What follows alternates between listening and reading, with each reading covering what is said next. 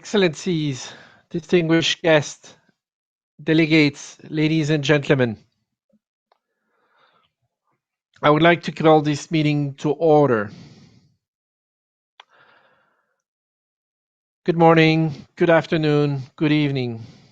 As indicated in the scenario notes that contain the organization of work of this meeting, we have now come to our final plenary session. Today, we will begin with a review of the outcome of our meeting. We will then review the draft report of this first part of the third meeting of the working group. Finally, we will conclude with closing remarks and the suspension of the third meeting of the working group. In the interest of time, we have requested the Secretariat to not provide information on the use of microphone and on accessing documents from the website. I'm sure by now you're all too familiar with those procedures. We also encourage you to keep your statement short and speak slowly. Francis. Thank you, Co-Chair. Good afternoon, good morning, good evening, wherever you are. As Co-Chair said, we shall go straight now to coming to the suspension of this meeting, but we are going to, of course, to go through a process. And I now invite you to consider agenda item 4 on the Post-2020 Global Biodiversity Framework. During our stock-taking plenary on Tuesday, August 31st, we had a report back from the co-leads of the contact groups on this item. Contact Group 1 had reported that they completed their work. Since then, the other contact groups have continued their work. I would like now to give the floor to the co-leads of each of the contact groups to provide us with a report on their work. Present.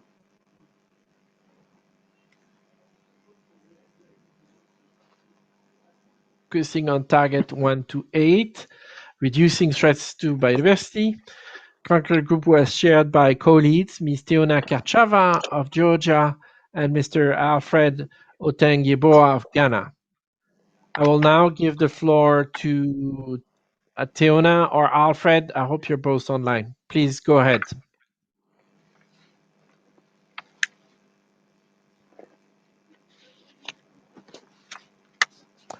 I'm informed that neither of those are yet online, so with your indulgence, we'll come back to them and we'll go to the next group. Let's go to contact group number 3, working on target 9 to 13, nature contribution to people, and that was led by Gillian Guthrie of Jamaica and Mr. Andy Scott of the United Kingdom. Gillian, Andy, you have the floor.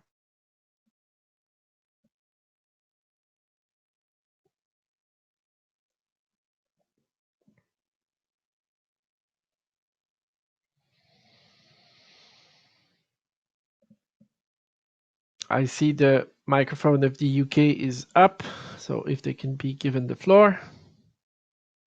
Thank you very much, Co-Chair. Good morning from the UK. Good day, everybody. I don't know if Gillian is available because we had arranged that she was going to take the first part of this report and I would take the second part. But if she's not available, I'm happy to proceed. Can we check that is Gillian available?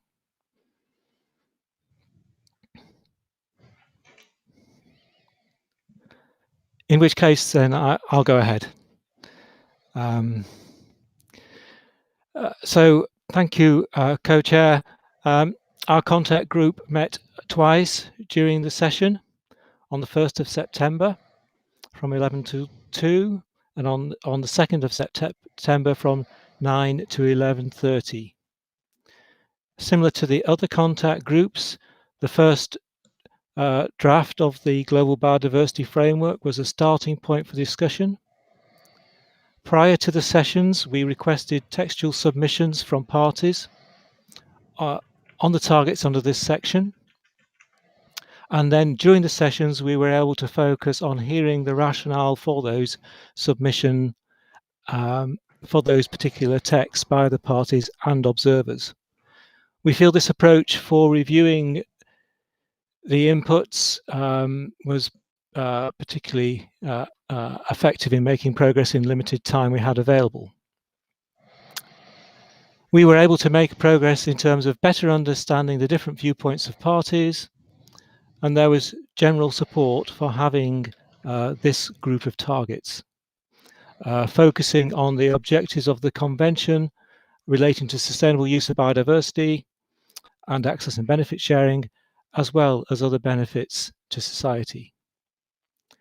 However, there's still considerable work that will need to be done in order to reach consensus, particularly as those targets include a number of divergent views expressed by parties.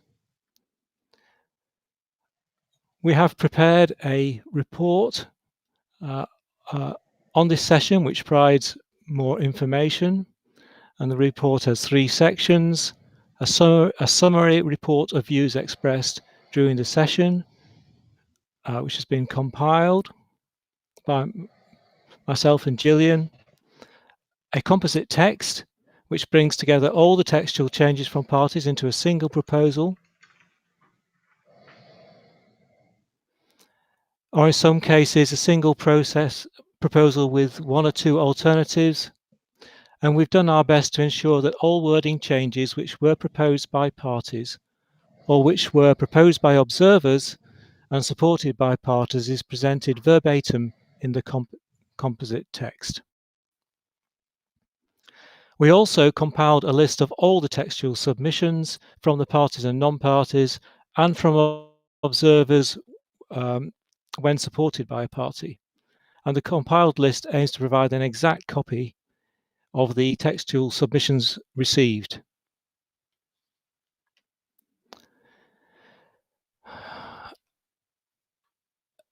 There was general support for the need for the target. As I've said, there was general support for the need for targets related to sustainable use and access and benefit sharing, as well as targets regarding the wider societal benefits provided by biodiversity. Our contact group also did discuss the need for coherence, minimal duplication, and streamlining or simplification of text across the framework, and for the targets to be smart. Some parties suggested that targets could be merged to avoid duplication.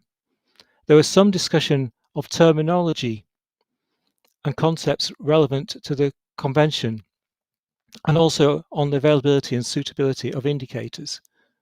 Consequently, many parties expressed the need for the monitoring framework and the glossary to be used to support the targets, and suggested that these 2 elements of the Global Biodiversity Framework could be updated before the next session.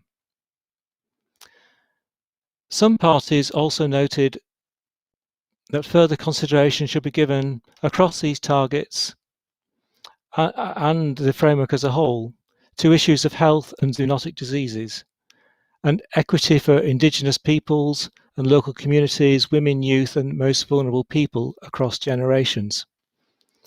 And one party suggested an additional target addressing One Health approaches.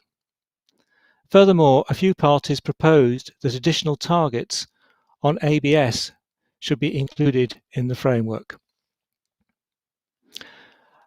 Our report provides a more detailed summary of these issues. And Gillian and I stand ready to continue to work with the co-chairs on these targets as we move forward. I'd just like to thank all the delegations who participated in the working group and the Secretariat for their intensive work over the last few days. Thank you very much, Co-Chair. Thank you. Thank you, co-leads. We would like now to request a report back from contact group number 4. Contact group 4 focused on target 14 to 21, as well as section H to K. This group was chaired by Mrs. Ann Teller of the European Union and Mr. Jorge Murillo of Colombia. Please, Anne and Jorge, please take the floor. I can see the microphone of the European Union activated. So, Anne, I suppose you will be starting. Over to you. Thank you, co-chair, and I will be brief or briefer than contact group 3 as we are all exhausted. So, distinguished delegates, ladies and gentlemen, I'm pleased to present to you on behalf of my colleague Jorge Murillo a report of the work on contact group 4, which was tasked to review targets 14 to 21 and sections H to K of the first draft of the post-2020 Global Biodiversity Framework. The contact group met 3 times between the 27th of August and the 2nd of September, with an average participation of 968 delegates per session.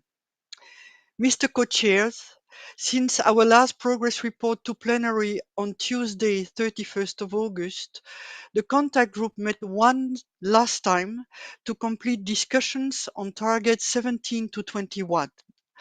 We invited participants to submit their textual proposal in advance via email, which were used to prepare a non-paper. This allowed us to complete discussion on the remaining targets 17 to 21, and my colleague and I have prepared a co-leads report, which is now available on the website for the consideration of this plenary. In conclusion, we would like to thank all participants in the contact group for their constructive attitude and patience throughout our sessions. In particular, I would like to thank our colleagues from the Asia Pacific region who have endured the very late night discussions. We recognize the challenges faced due to time zone differences, and we appreciate their willingness to extend the time available for our discussions when needed. I would also like to thank the observers that participated in the group and to those parties that supported their interventions. Last but not least, we would also like to thank the colleague from the Secretariat who supported our discussions, as well as the technicians and moderators working behind the scene to facilitate our discussions and ensure they are carried out in an effective manner.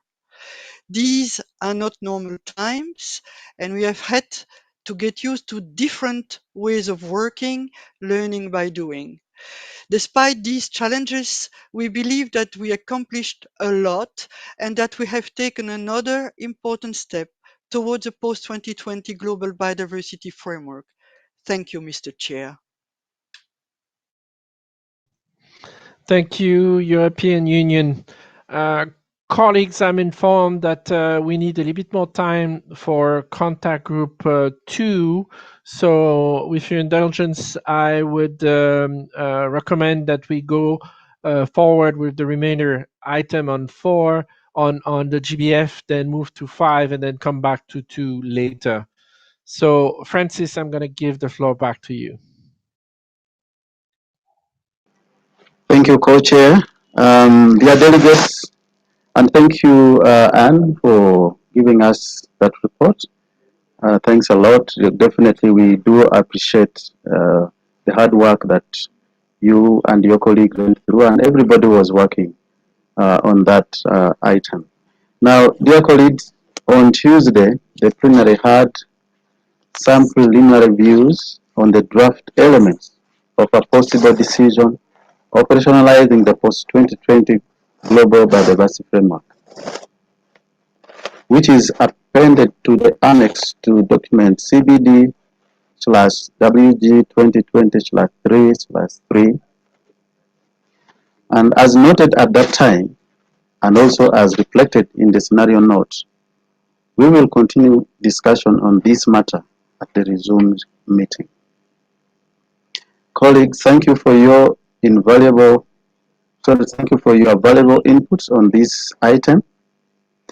This agenda item will be taken up at the resumed session of the working group in January 2020.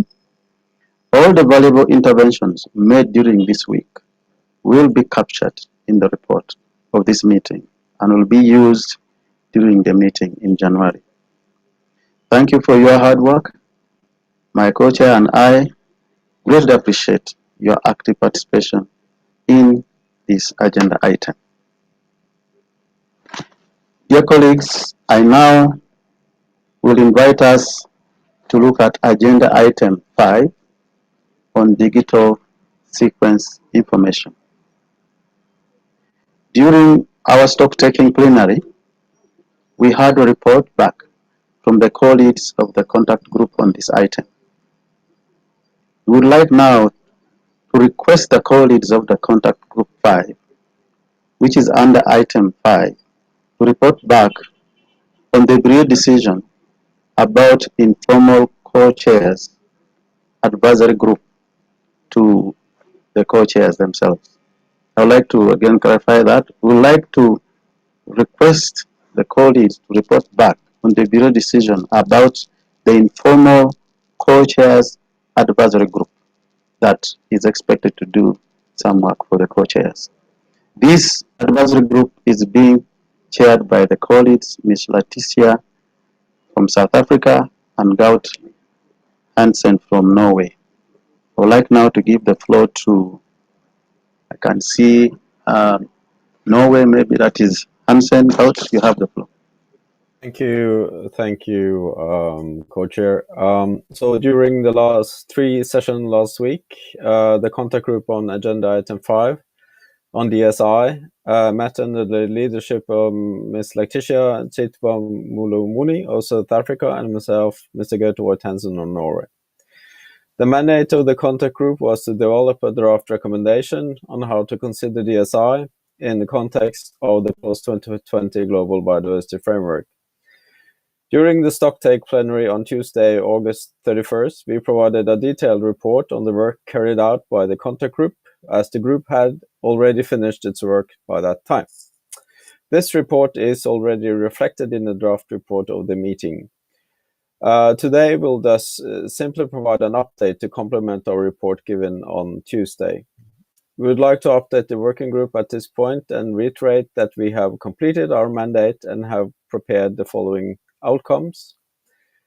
First one, a document on the potential elements of a draft recommendation to the conference of the parties, which contains all textual proposals as received and in brackets. This document will serve as a good starting point for the meeting that will resume in Geneva. This document is currently displayed as a CRP on the website, but it's my understanding it will be turned into an annex that will be annexed to the meeting report. Second, a summary of the discussion regarding areas of potential convergence and apparent divergence on DSI is also available as an annex to the report of the meeting. This summary reflects the co-leads' impression of some of the main views expressed during the discussion in the contact group and will help guide further work on this topic, such as identifying additional areas of apparent divergence, as well as areas which would benefit from additional information. And thirdly, a co-lead summary of the discussion around linkages between the DSI and the Post-2020 Global Biodiversity Framework is also annexed to the meeting report. In order to advise the co-leads and support the work on DSI on the road to Geneva, we are asking the co-chairs of the working group and the executive secretary to establish an informal co-chair advisory group on DSI in accordance with the established rules of procedures.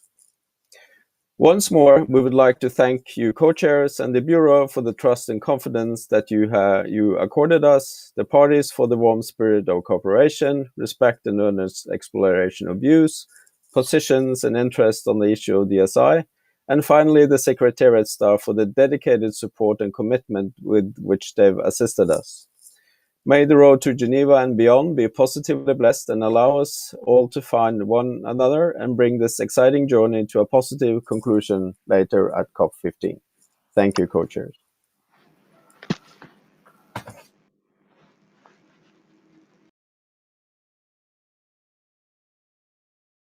Thank you, Doctor, for that feedback.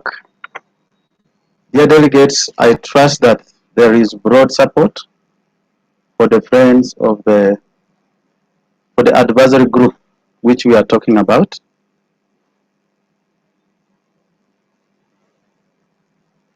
I see no objection, so my co-chair and I will establish this informal advisory group to help us in conducting informal consultations on this important matter. Dear delegates, as you may already know, the contact group prepared a potential recommendation for COP digital sequence information on genetic resources for further considerations at the resumed session. This is now available to this plenary as a conference room paper, CRP1, to allow the discussion of the contact group to be captured. The text in CRP1 will be appended to the report of the co-leads, including the note at the head of the CRP which states that the text has not been negotiated or agreed upon. It represents rather a collection of views formulated by parties, indigenous peoples and local communities, and observers.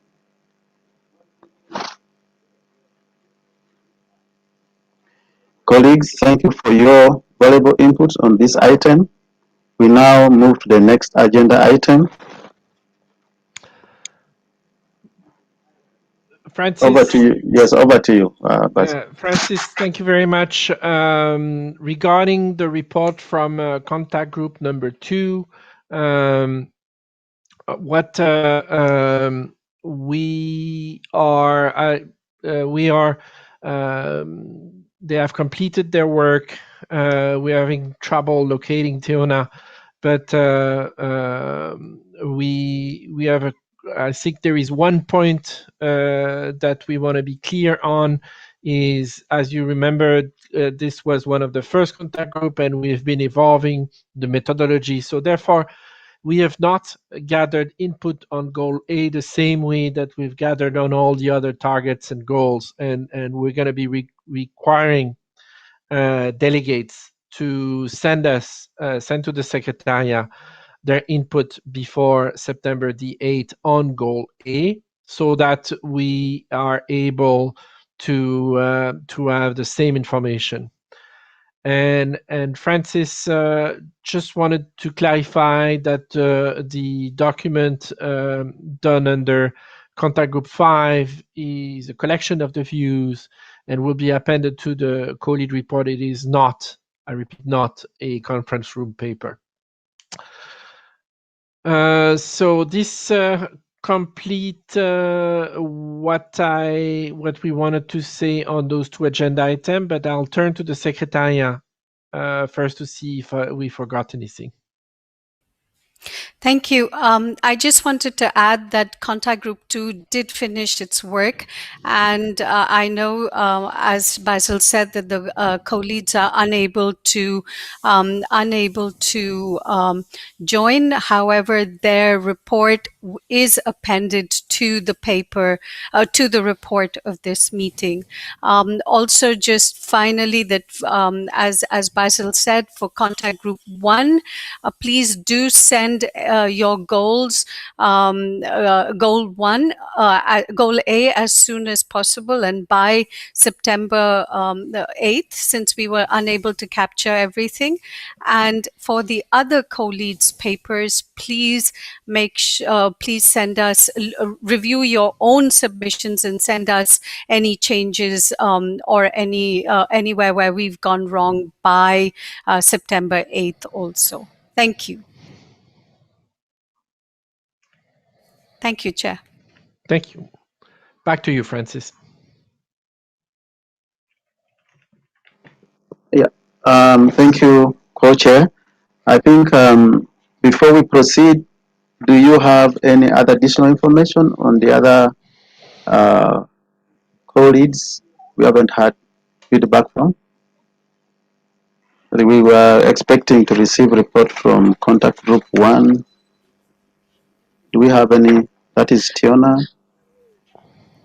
Now, co-chair, contact group 1 reported on Tuesday as they had completed their work by then.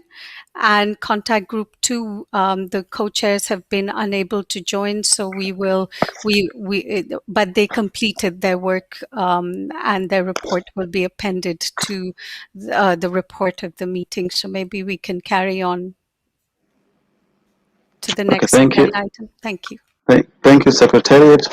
Dear colleagues, dear delegates, we have now reached agenda item 6 on other matters.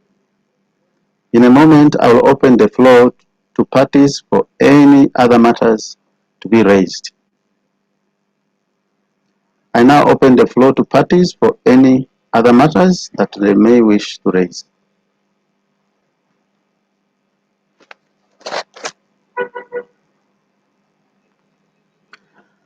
I see no one taking the floor, so we will now turn to our last agenda item, and this is on the approval of the report.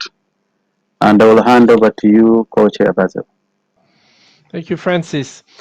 Distinguished delegates, we now come to the end of this session on this first part of the meeting.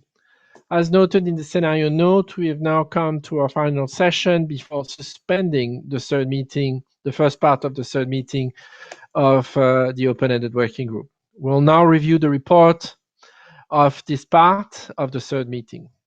We now come to document CBD/working group 2020/3/L1, which is the draft report of the first part of the third meeting of the working group. The document was distributed, and I hope that you had a chance to review it. I now invite the rapporteur, Ms. Elena Al-Hawadi of Kuwait, to introduce the document. Ms. Lena, you have the floor.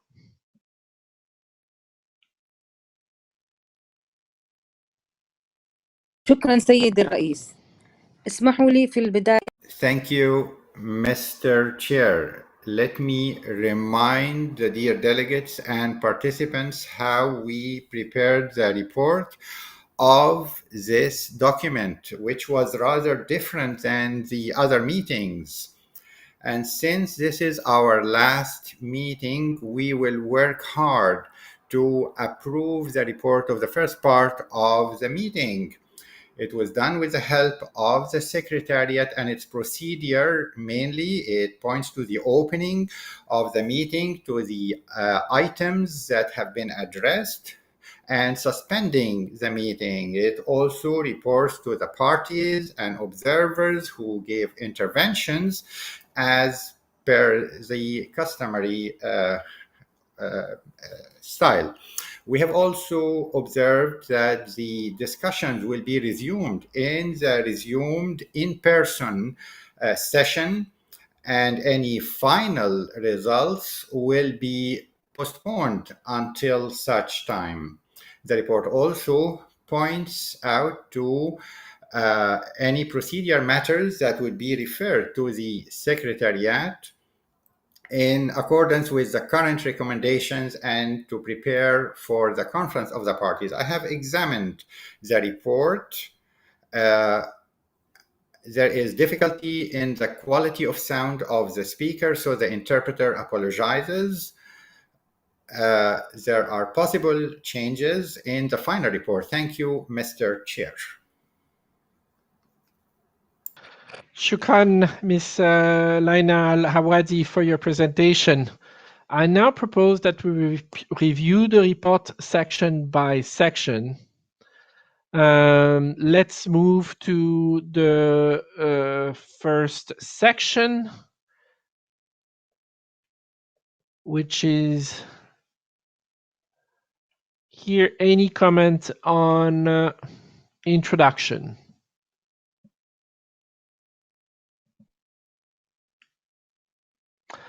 Now moving to item 1, opening of the meeting.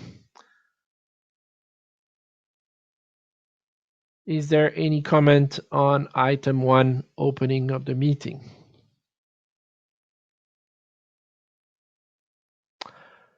This item 1, opening of the meeting, is approved.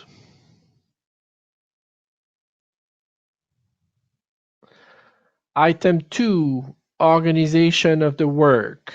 Section A, adoption of the agenda.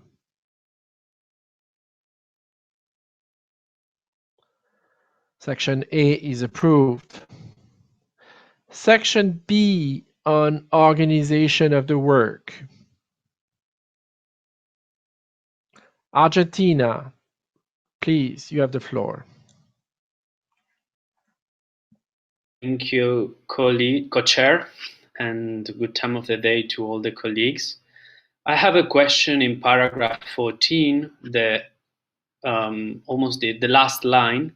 It says that with respect to agenda item 5, participants could receive a final report from the colleagues of the contact group on DSI and consider conference room paper resulting from their work.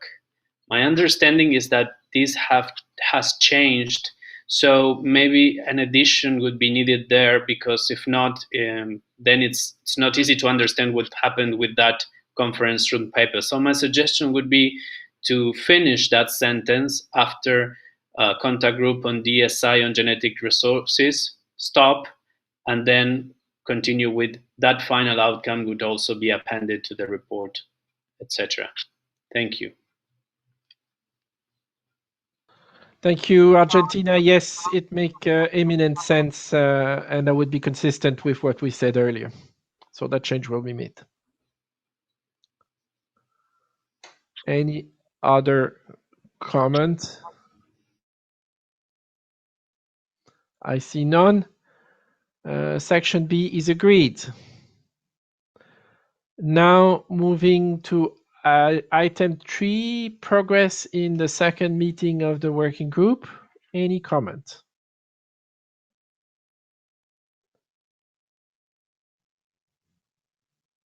I see no comment. So item 3 is agreed. Moving to item 4, Post-2020 Global Biodiversity Framework. Russian Federation, you have the floor. Хотелось бы отметить. I would like to note how grateful we are that our statement was included in the draft report for this meeting of the OWEG 3 on the global framework. And it is in item 4, paragraph 23. We would also like to mention that in the English version, we have a correction, which we sent to the Secretariat. Thank you very much. Federation will make sure that the correct translation is included in paragraph 23. Moving to Norway. Norway, you have the floor. Thank you very much, Mr. Co-Chair. So Norway has a statement we would like to be included in section 4 on the GBF, and it goes as follows. I've also posted this in the chat, so it could be copied in.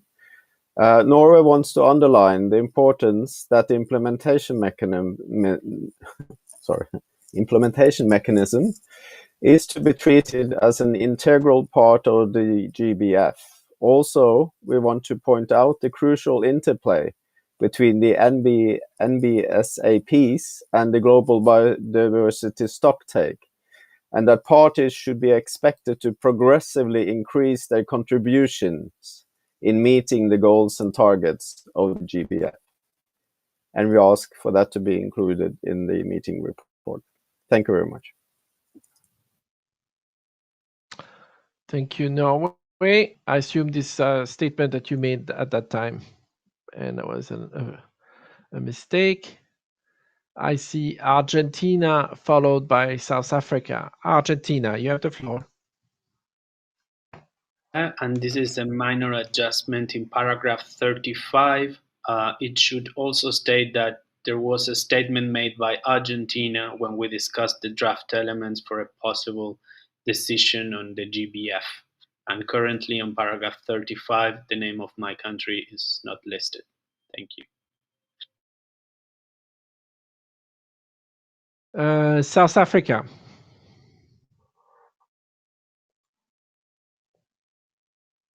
Thank you very much, Mr. Co-Chair. Now, ours is to respond or add to the comment that has just been made by the Norwegian delegation, to add in that paragraph at the end, as or according to national circumstances.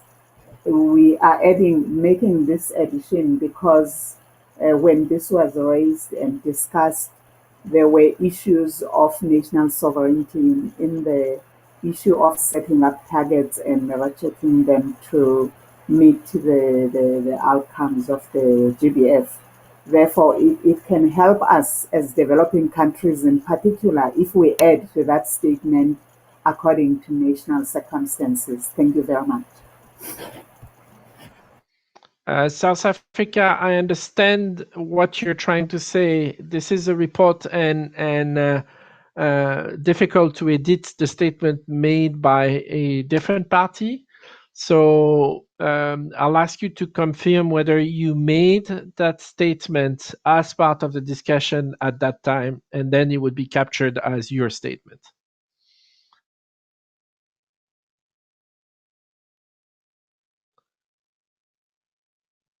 South Africa's floor can be given to South Africa. Yes, Mr. Co-Chair, it was made during our statement. That concern was raised during our statement. And okay. Because Perfect. It's raised now, we could have appreciated if it is incorporated in this issue. Thank you. Perfect. I'm just trying to respect the procedure. So we will be reflecting your statement as you indicated. Thank you very much, South Africa. All right, so I see no other request for the floor. So item 4,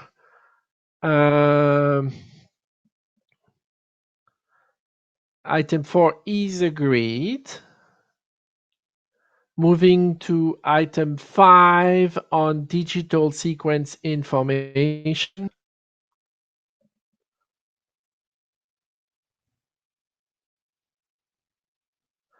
European Union, you have the floor. Thank you very much, Co-Chair, and good time of the day to all colleagues here.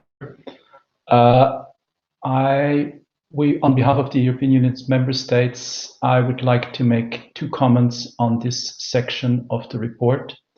One is a very simple factual correction on paragraph 42, to note that on that agenda item, the regional statement was made by the representatives of the European Union, open bracket, on behalf of the European Union and its member states, because it was on this one, the statement was not being made by Slovenia. I hope that correction can be made. And then, Co-Chair, when reading the summaries that the co-chairs of Contact Group 5 have shared with us in writing and also in orally, we are of the opinion that paragraph 49 does not adequately reflect the discussion that took place in the Contact Group 5. And we would have some suggestions on how to change it to actually correctly reflect what actually happened during the contact group meetings that is referred to in paragraph 49. In addition, I would like to understand, and perhaps you can guide me on that one, what will be completed further in paragraph 50. I take it is the statements that were made today, and whether anything else on this item will be added to this report after our meeting. Thank you. But I'll, if you want, I can briefly outline the changes that we would suggest, and we could also then post them in the chat. Thank you, European Union. So on paragraph 42, that's very easy to make the change, and apologies if that was not captured correctly. In terms of a report from the co-leads, I encourage you to lead with to contact them and make sure that their report is accurate. And in terms of paragraph 50, yes, it is to complete what was said since we closed the book sometime around midnight Montreal time on this report here. Co-chair, can I just please clarify?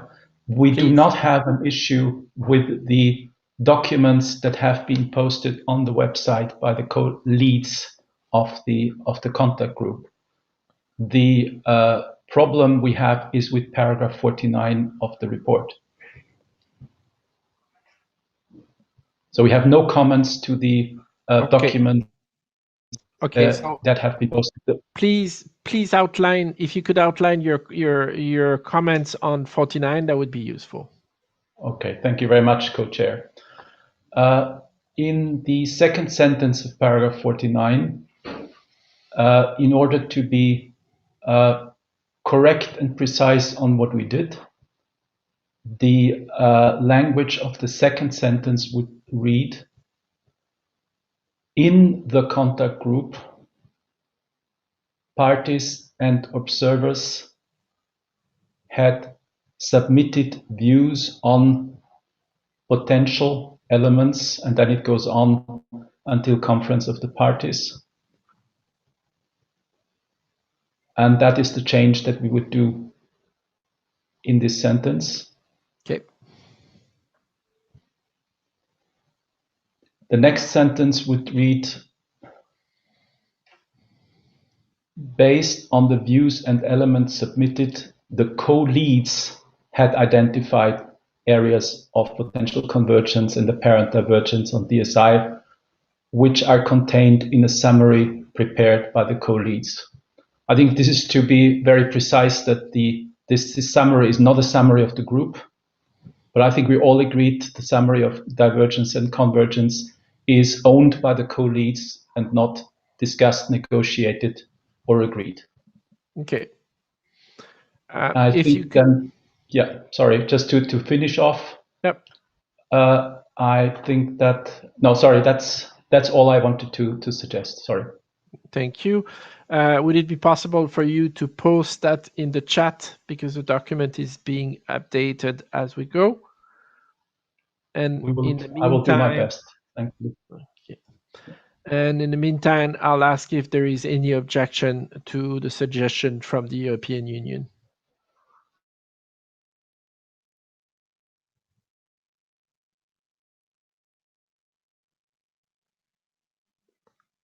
I see no objection.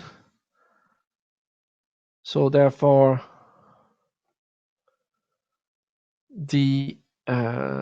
this section is agreed.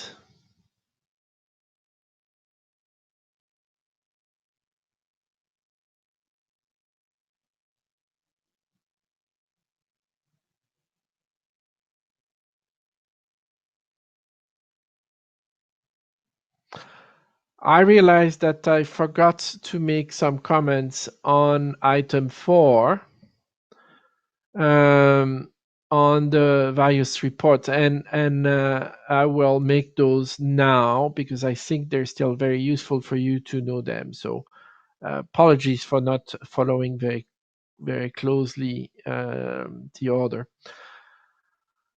In terms of the report. As you can see, the co-leads, with the support of the Secretariat, as for each element of the framework, included the following: the original text of the first draft, a composite of all intervention, and a compilation of individual submission from which the composite is drawn. In addition, some of the co-leads have included a summary of general observation on the element considered by the contact groups on part of them.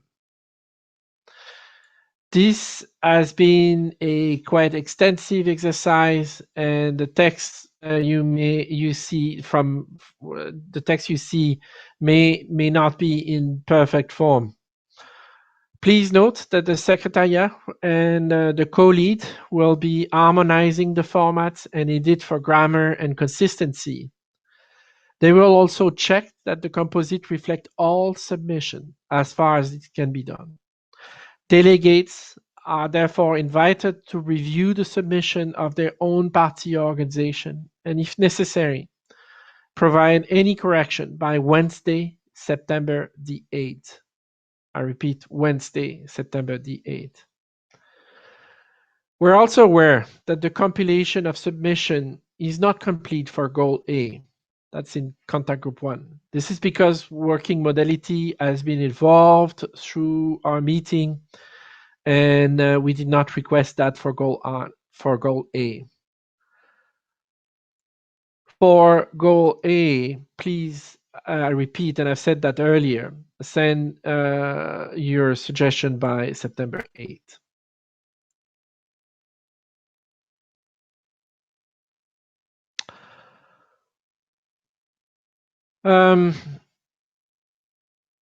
Then we've gone through the various pieces of the report. I need to consult with the Secretariat in terms of, we're now moving through the back part of the report. As we don't have anything on section 6, 7, and 8. I think pending the creation of those, I turn to the Secretariat to advise me on how we deal with those sections.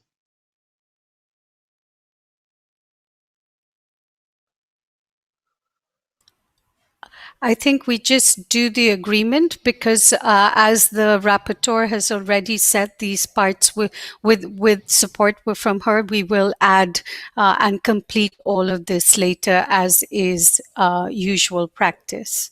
Thank you. Thank you. And I see the flag of Brazil and South Africa. Brazil, please, you have the floor. Thank you, Mr. Co-Chair. Thank you very much, the rapporteur as well, for preparing this draft report, and congratulations for the hard work and of all. It's just I don't want to bring more complexity to this virtual situation we're all involved in, but I just have one doubt regarding this very last paragraph we're discussing, the 49. Because there is this reference of the Friends of the Police, and also before that, in the middle of the paragraph, in addition, there had been general support for intersectional work. My understanding is that when we had the discussion of Agenda 5, there was no objection. So my delegation would suggest, instead of general support for intersectional work, there was no objection for intersectional work.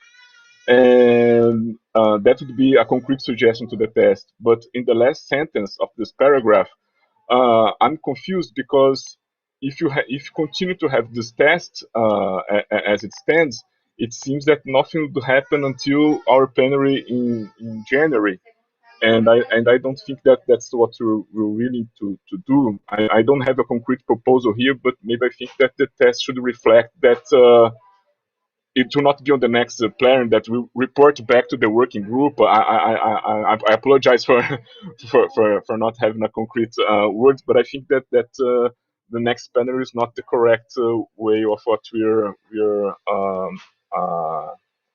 working here now together with you, Mr. Co-Chair. Thank you very much.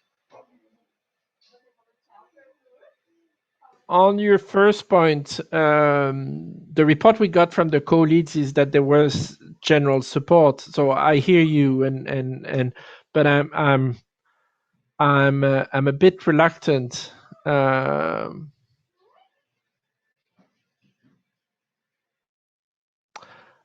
So perhaps I see your point, Brazil, and I'll pause here and ask the two co-leads to see if there is any objection to changing the support to no objection, but I'm reluctant to do it without their support. I see Norway is asking for the floor, and South Africa already. So can the floor be given to Norway? Thank you, co-chair. Just a suggestion, we could, for instance, write there were general support and no objections, because I think that's the point. Thank you. That's a nice compromise. South Africa, I suspect that you're raising your flag on another issue. So if you want to come as a co-lead on this issue, please do so. And can the floor be given to South Africa?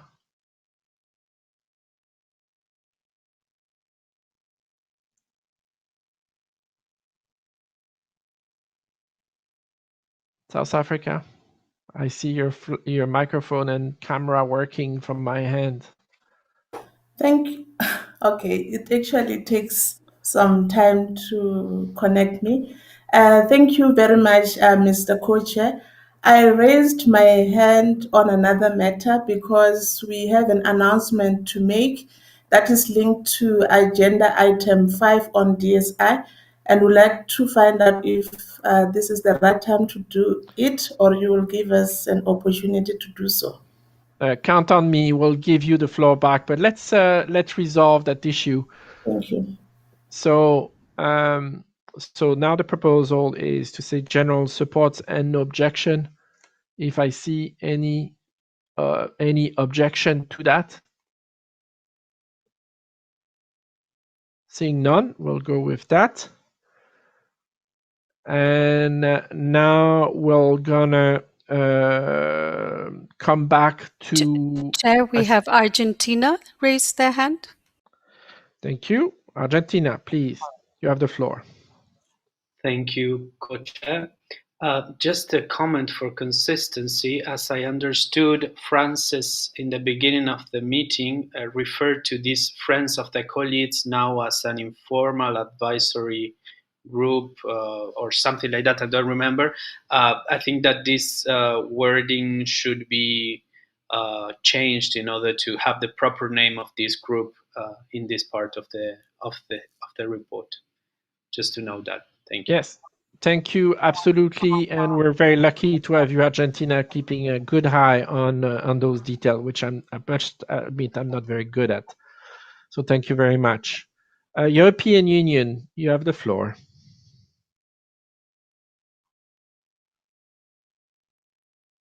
Thank you, co-chair.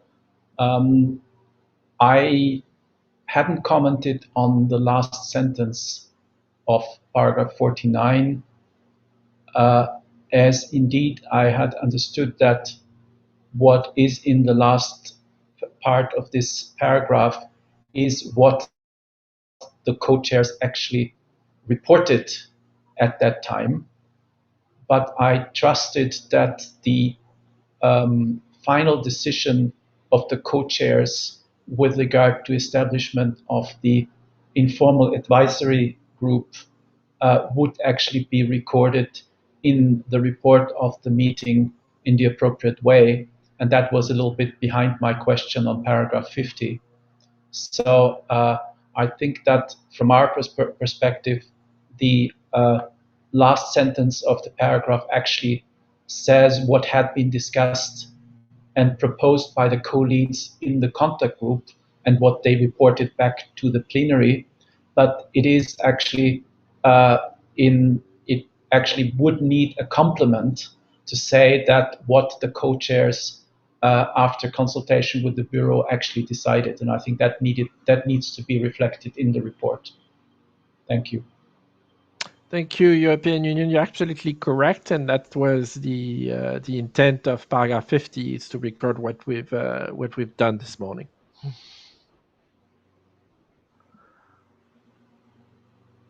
I see no other request for the floor. Sorry, Namibia. Namibia, please, you have the floor. Thank you, Co-Chair. Co-Chair, when Francis was explaining exactly what you will do next, which I agree would be the subject of Article 50, unfortunately at that time my connection dropped and it wasn't clear. Could you kindly repeat what you plan to do next with this Co-Chairs Advisory Group? Thank you. Thank you, Namibia.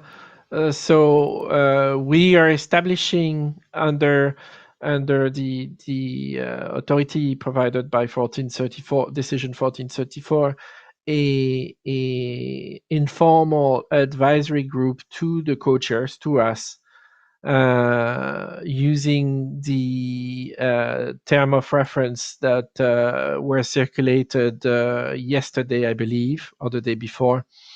And the term of reference will be annexed to the co-leads report, and that group will be advising us, and we're gonna ask the co-leads to lead that group. Maybe just to add, co-chair, yeah, that group is going to help us in conducting informal consultations still. So you will see the details in their terms of reference, which co-chair is talking about. Thank you. Thank you. I've promised I would go back to South Africa. Can the floor be given to South Africa, please?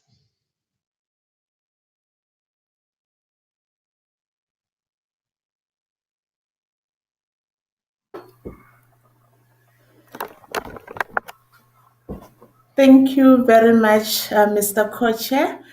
South Africa has the following announcement that together with the Norwegian government, we had an excellent cooperation on the global DSI dialogue executed by the ABS Capacity Development Initiative since 2019.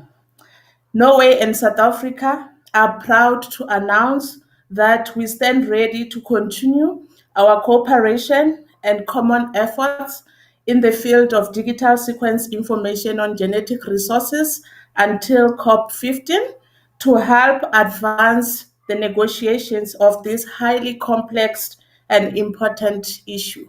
Thank you very much. Thank you, South Africa. This is very good news, and we're very grateful to you and Norway for these efforts. This will be much appreciated, and we're looking forward to that. Colleagues, as per usual practice, we are asking you to agree to the following paragraph, which is section 6 and 7. And I'll see if there is any objection.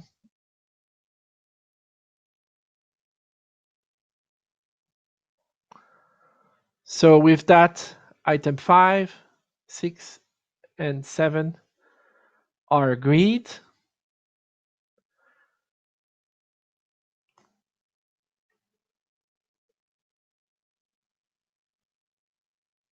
Okay.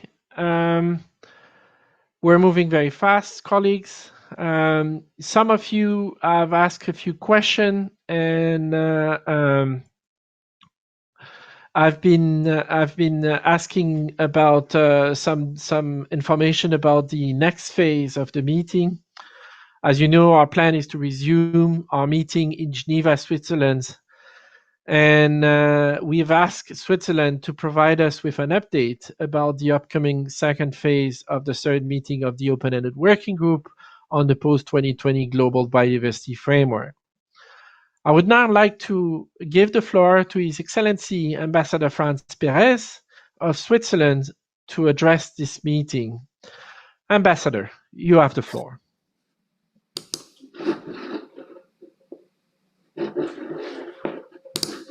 Thank you very much, and I hope you can hear me. We can hear you, but we cannot see you. We can see you now. Very good, excellent. So thank you very much. Let me first just generally express our sincere thank to you, the co-chairs and the secretary, for the excellent preparation of this meeting. I would also like to thank sincerely you, the secretary, the colleagues, for their excellent work throughout this session. But let me also thank all participants for their constructive engagement. This session has shown our commitment to deliver an ambitious outcome at COP15. At the same time, it has become very clear time is running. We are not yet where we should be. Much work still has to be delivered in order to achieve our common goal.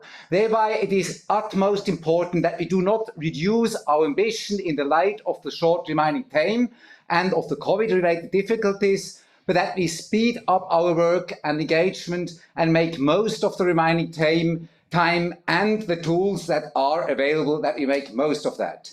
We have clearly made some progress over the last days. We have deepened our understanding of options, of areas of convergence, but also of areas where a common landing ground is not yet in sight. In short, it was good to have that meeting, but significant work still needs to be done. Switzerland is fully committed to this process and to an ambitious outcome, and therefore Switzerland is also ready to support the process by supporting in January a session of the SPs and of the open-ending working group in Geneva. We are working closely with the Secretariat, the SP chairs and the open-ended working group co-chairs and the incoming presidency to make this possible as an in-person session.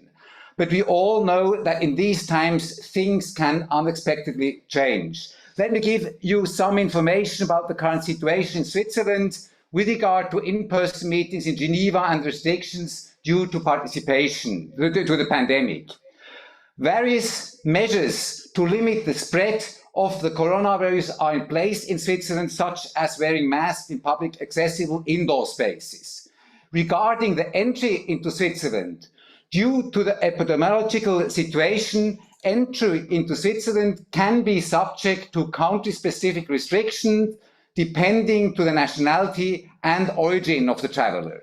Such restrictions can Ambassador include... Perez, can I ask you to slow down a little bit? It's difficult for the interpreters. Sorry, yes, thanks. Sorry, apologies to the interpretation. Let me just begin with that again.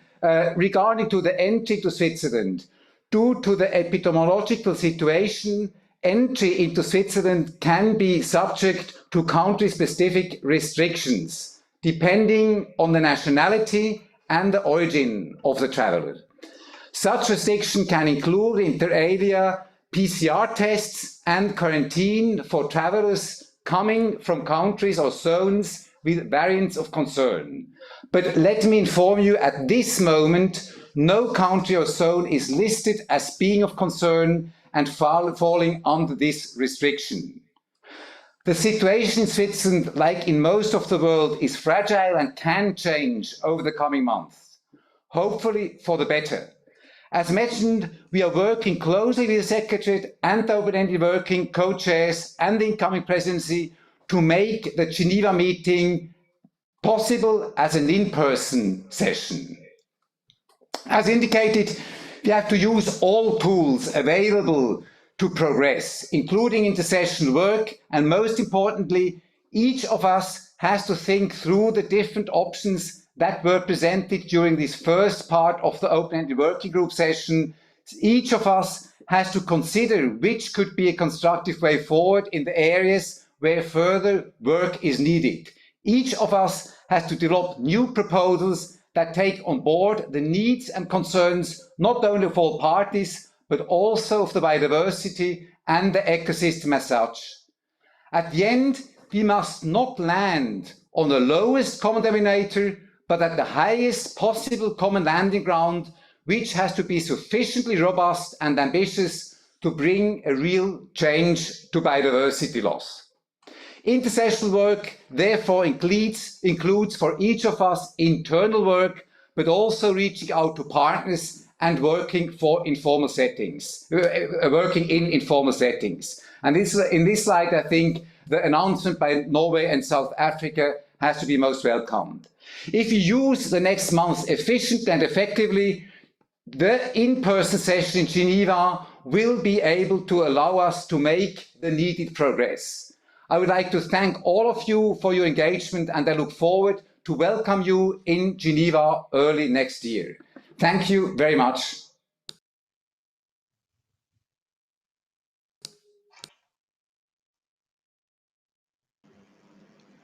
Thank you, Ambassador, for that very generous offer by Switzerland to host us in Geneva in January 2022.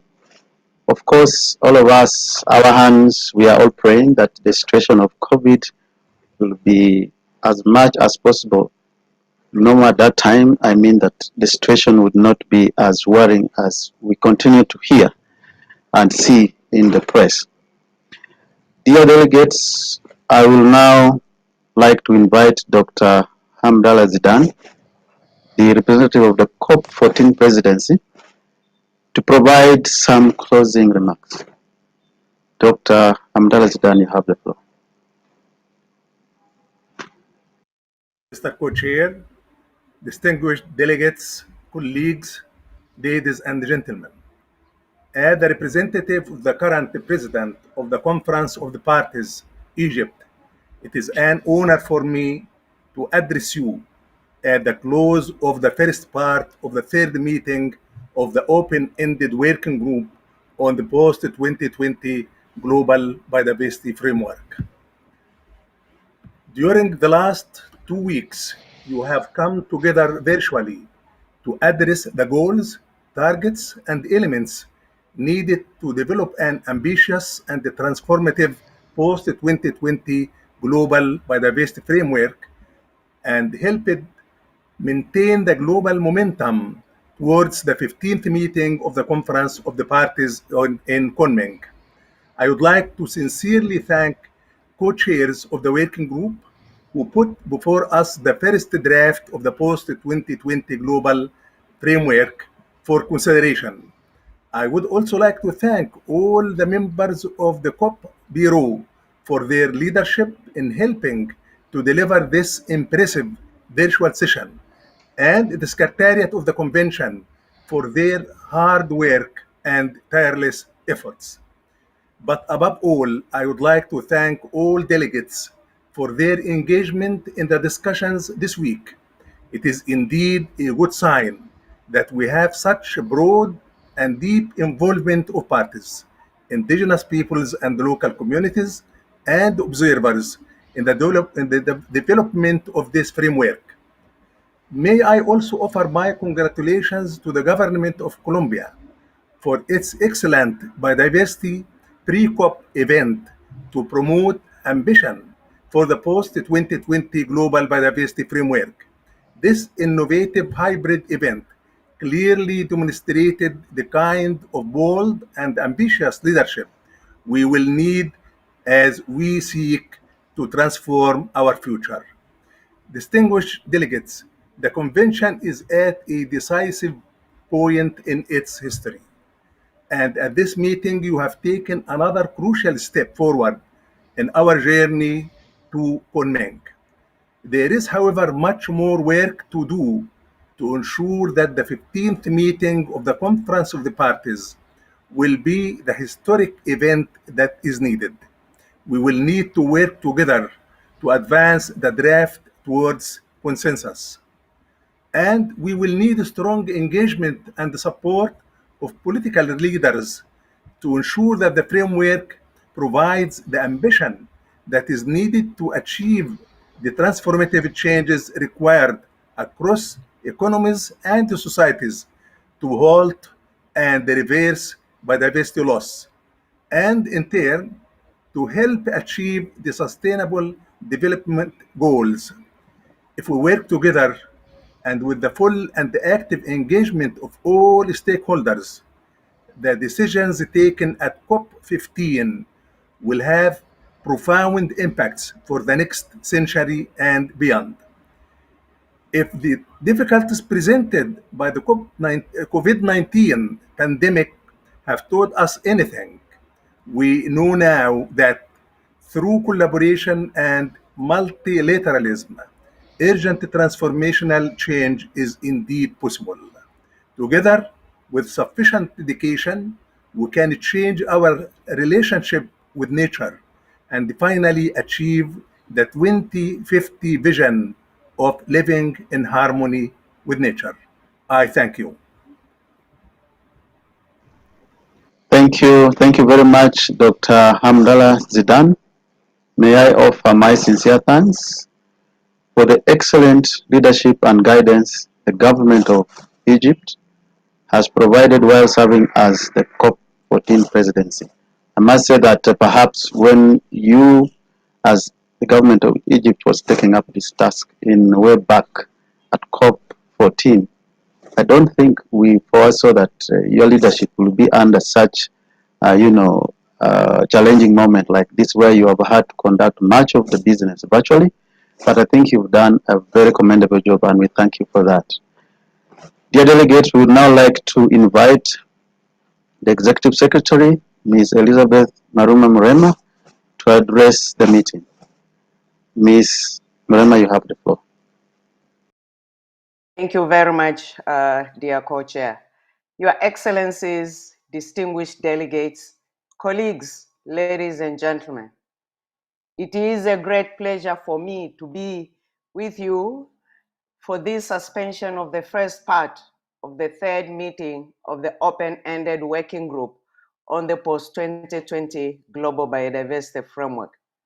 As this is not a formal closing, but rather a suspension of our meeting, I will only share few words of satisfaction and gratitude for what has been achieved during these 2 weeks.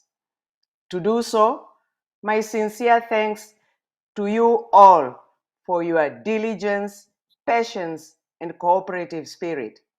With a positive and optimistic attitude, we have advanced the progress of our ongoing work towards an ambitious and transformative post-2020 global biodiversity framework. We could have failed to meet if not for the generous support received from a number of our parties.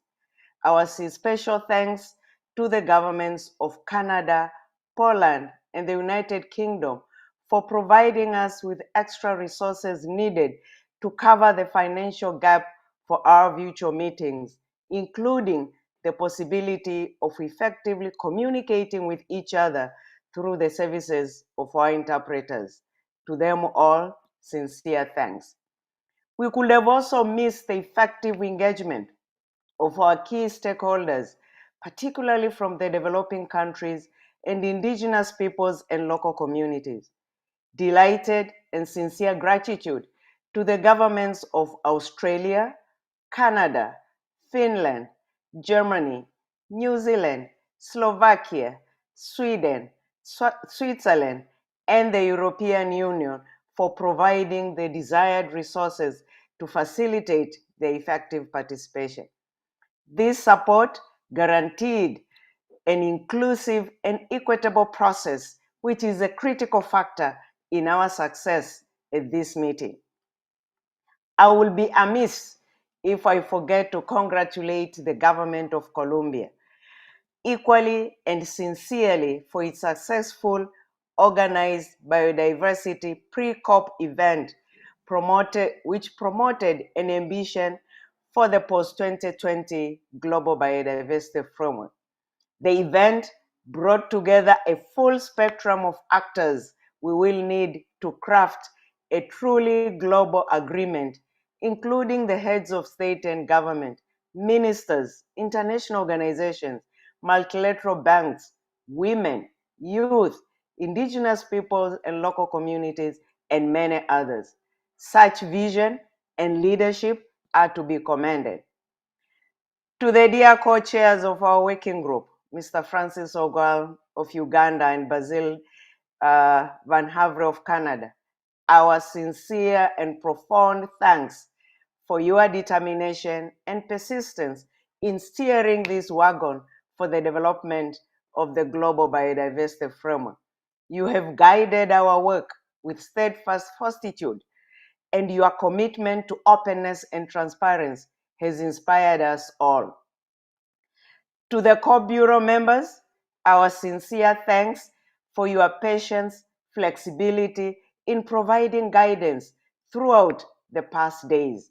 My deepest gratitude to your regions for their openness and trust. Finally, I must thank my excellent team at the Secretariat, including the substantive, technical, logistic, and all the support staff and all the work put in, whom I'm certain you will all agree with me, have met every challenge with patience and determination. Dear participants, during the past 2 weeks, we have had more than 1,680 registered participants representing 141 parties, one non-party, and more than 200 organizations joining us for this meeting. These numbers provide a clear signal that our participants stand ready to add their unique and powerful voices to the global effort to conserve and protect nature for future generations. In closing, let me commend you all for your accomplishments during this meeting. You worked hard and diligently to convey your views and insights on every goal, target, element of the first draft of the Post-2020 Global Biodiversity Framework. I'm fully confident that we have now set the stage for further success at the second part of our meeting in January. On a personal note, I look forward to seeing you all in person in Geneva. Modern technology may be functional and efficient, but for sure, it cannot compare or replace the warm smiles, friendly faces, and heartful dedication that our delegates bring to every season. Sincere thanks to the government of Switzerland for agreeing to host us for this meeting, and we hope all the challenges will be overcome to enable us to really meet in person. It has been an honor to support you along with my team at the Secretariat as we head towards the home stretch to our next conference of the parties in Kunming, China. Thank you very much. Thank you, Ms. Mrema, for your work and your world. And thank you for outlining the challenge and the opportunities ahead of us. We're looking forward to your continued support in facilitating this meeting of the post-2020 process generally, and we'd like to reiterate our thanks to you and your team for your hard work in preparing for this meeting. Colleagues, let me offer you some very quick remarks on, in addition to what was said before Francis and I. And I won't repeat the thanks you heard, that I just want to associate myself with those. Let us walk back in time to November 2018. We're in Sharm el-Sheikh, and we're adopting the decision that, and we're having those discussions. Colleagues, you asked for a party-led process, and you asked Francis and I to take on the duty. And we've been working for you, and through almost 3 years now. What does a party-led process means? It is not just two person representing you. It is your involvement of each and every one of you as well. And what I've seen this week is that just that. I've seen engagement, I've seen the level of preparation by every delegation, by every stakeholders. The fact that we've maintained strong participation throughout the meeting, you've seen and heard the number said a minute ago. The fact that every region was represented is a testimony of your engagement. Thank you for that. You came prepared with comments. You came prepared to listen to each other. Because expressing view is one thing, listening is the more difficult part. And I could see that. I could see interest in hearing each other view. And that's what will make us successful when we get to Geneva. The road ahead of us seems to be long, 8 months to the second part of the COP, but it is not. If anything, I'm a little bit worried about the expectation we've all put on that meeting in Geneva. We will be resuming, reacquainting ourselves with each other, reacquainting ourselves with the process of negotiating face-to-face, catching up on many, many months of virtual connection. And at the same time, we'll want to accomplish a lot. So my challenge to you is let's get prepared as much as we can. We have developed a strong constituency of several hundreds, perhaps 1,000 people working together. And I'm confident that this is how you will translate that into a success. I'm very happy to see the engagement of the co-leads, and I'm very happy to see them continuing to work with us. I can see many, many of you engage one way or the other into formal and informal work, and that's going to be very important. You have demonstrated flexibility and understanding as we are developed and build this process over the last 2 weeks. I hope we can continue to count on those qualities. What you can count from us is a continued commitment to work with you and a continued commitment to listen to you. Francis and I take great pride in the work we're doing, and we'll continue to tirelessly support you and listen to your advice. And over the last few months, we've developed very strong relationships with many of you and with our colleagues in the Secretariat. We're working as one team, and we're happy to be part of that team. Thank you very much. Francis, over to you. Thank you. Thank you very much, Co-Chair. I think largely you've said and summarized very well what our thoughts as co-chairs are in respect of the participation from delegates and stakeholders. And I think that has been a very good summary. What I have to add here are the following one, that we do not take the time you give us for granted. Working virtually now, if you take statistics globally, there is a lot of engagement, a lot, perhaps even much more. The physical meeting, perhaps even we are meeting less. But now you find delegates back in their home countries. I have a Zoom meeting, the other way. So for you to have given us this time for the last 14 days or so, we are so much appreciative of that. Ladies and gentlemen, we see we are beginning to make the last turn for this framework to be in place. You know, by the time COVID was announced way back December 2019 and then January, that we were thinking where to go next. Everything seems to be falling apart. Everything was looking like, oh God, this framework, how could it be so unlucky? But I think we have used that time very effectively, even up to date. And now you can see that even may look far, but it's not very far, as we're saying. So let's work, let's continue to work. We're about to really, really reach the last part of the race. Or is it, could I call it the race? Yeah, maybe the race or the marathon. You've seen these people run long distances. My dear, would be so discouraging when you run so many laps and then when it is like 200 meters, you collapse. After all that energy has gone, the price is just there waiting, then you collapse. You're like, oh God, why couldn't he have just hang on him? So please hang on, don't collapse. The journey is just about to end. But then implementation, of course, will be there. I'm meaning ending in terms of finishing the job. But we shall do the best we can with your support. Now, as coach has said, I want to point out a few things also. When you hear Post-2020 Global Biodiversity Framework, somebody may think Post-2020 Global, that maybe the key word there is biodiversity. So people say, it is a biodiversity framework. It doesn't have to do with me. It is a biodiversity. But I can tell you, dear delegates, it is about us. This framework is about humanity. It's about our well-being here. Without biodiversity, who will be here?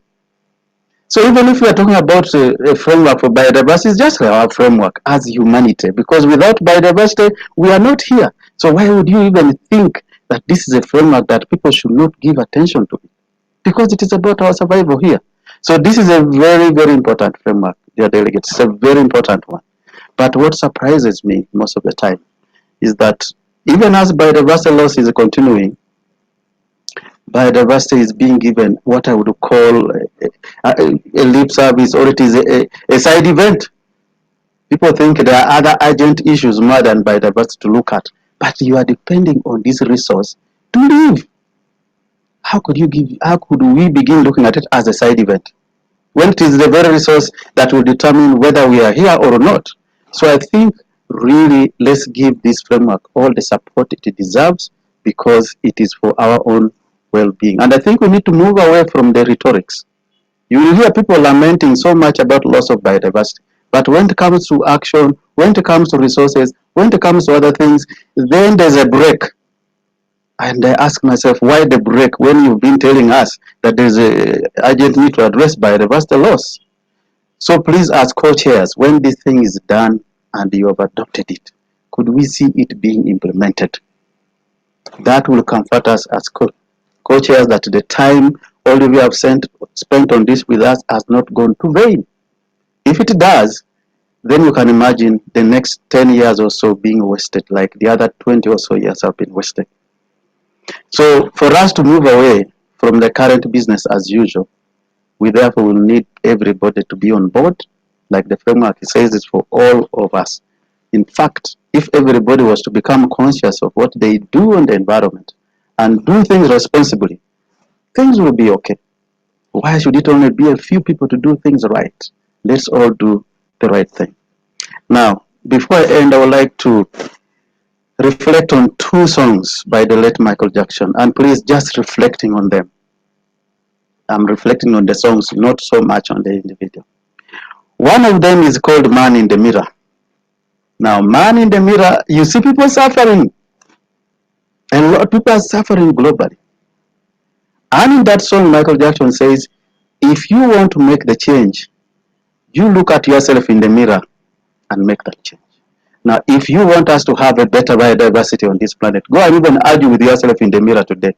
Tell yourself that perhaps you are doing the wrong thing, and then make that change for biodiversity. Lastly, there is his song called the Earth Song. That song starts in a very beautiful setup where you see a girl is running around, butterflies, very nice environment. Humanity enters.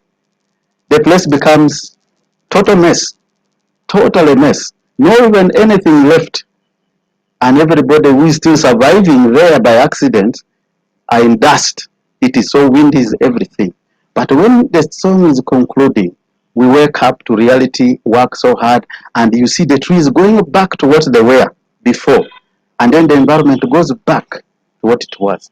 So living in harmony is going to demand that for the things we have done so wrong now, we have to play it back. We have to work so hard to bring it back. We have been part of that problem. Let's work hard and let's see that this world is better for us now, better for the children that are going to come, and the other humanity that will be there before us. Thank you so much. We appreciate your time. Over to you, Brazil. Thank you, Francis. Before we close, I have two information items. The first one is I am very pleased to inform you that Tunisia has ratified the Nagoya Protocol during this meeting. They have done so on the 27th of August. So congratulations to Tunisia, and looking forward to now work with them as a party to the protocol. We like also to inform you the second item that the Secretariat will send you a user survey to all registered participants after the meeting is suspended. It will only take a few minutes to complete and will help the Secretariat to improve the organization of the meeting. We thank you in advance for your survey. My co-chair and I would like to thank you, Delegate, once again for your participation in the robust discussion that have taken place over the last 2 weeks. Would especially like to thank the interpreters for the excellent support and flexibility during this meeting, report writers, the Interactio technicians, and the Executive Secretary and their staff for the continued and valuable support at all hours of the day and night. And to support us, the co-chair, and to our staff also. This brings us to an end, and I am I'm happy to be suspending this meeting. Looking forward to the work that is coming ahead of us, and really looking forward to reopen this meeting in person in Geneva. This meeting is now suspended.